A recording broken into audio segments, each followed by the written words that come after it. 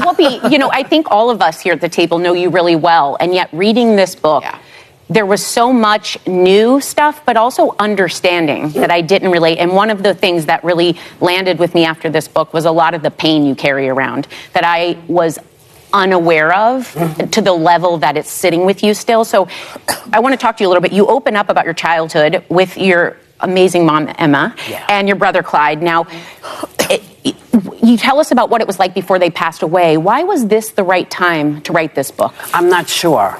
I don't know, but I knew that I had to do it, and I wasn't sure whether I was in deep something about missing them, because they've been gone a while now. It's 11 years and 15, 16 years, and so I think I just was starting to forget a lot of stuff, because when you have a sibling or you have somebody that's been with you from the beginning, they can say, no, it didn't happen that way, it happened this way. Yeah. But everyone's gone, and so I don't have.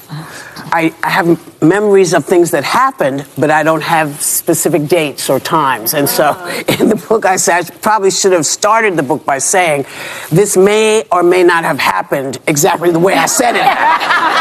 It happened, but I can't tell you when. Well, in memoir, they say, it doesn't have to be as factual as it has to be true. Well, it's all true. Yeah. So this is true, what you wrote. Yeah. That's important. And what struck me in this is you grew up in the Chelsea Projects, but you had all these incredible experiences growing up. You went to the Christmas Spectacular and saw the Rockettes. You'd go to Coney Island. You saw the Beatles. Your mom opened you up to a world of the arts and culture.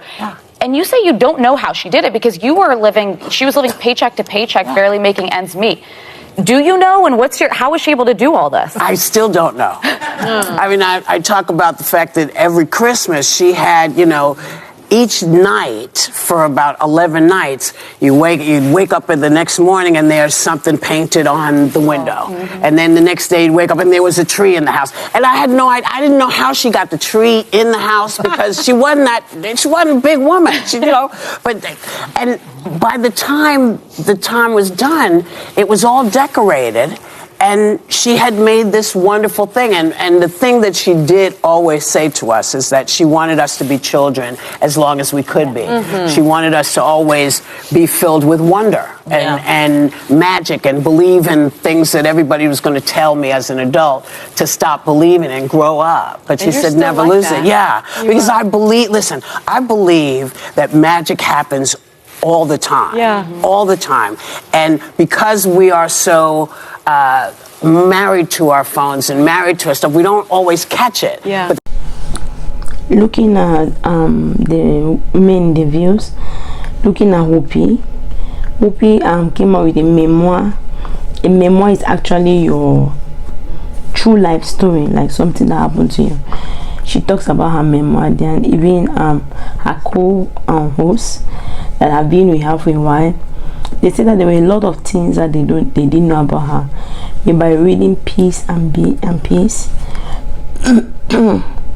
which these are memoir that is going to come out next week. Actually, everyone was so happy, and that it's going to be very educative. That for Whoopi to write about, to share. Sometimes when you're very successful, you share your story, your testimony. Also help to encourage other people. We know that Whoopi have a large fan of people who are watching her. She tries to say she was a little girl. She grew up in the project, but she and her brother, her mother have two of them. But since she can remember as a little girl, she will begin to try to read the Oscar speech, and she began to practice as a little girl. Even at 8 years, she knew what she wanted to become. She talks about that most people don't know what they want to become in life. That is why they are everywhere and doing everything, which is true. But if you know what you want to become, and you know it well, because nobody is going to credit you that you're the best. You yourself will credit yourself. Like nobody will give you that word that you want. Only you will give yourself the word that you know that if you're waiting for people to accredit you, most of the time they will not accredit you. If you know yourself that you're powerful, you can do that thing, you're able to do. Even as an 88, she says she see herself winning Oscar. She will winning those nominee.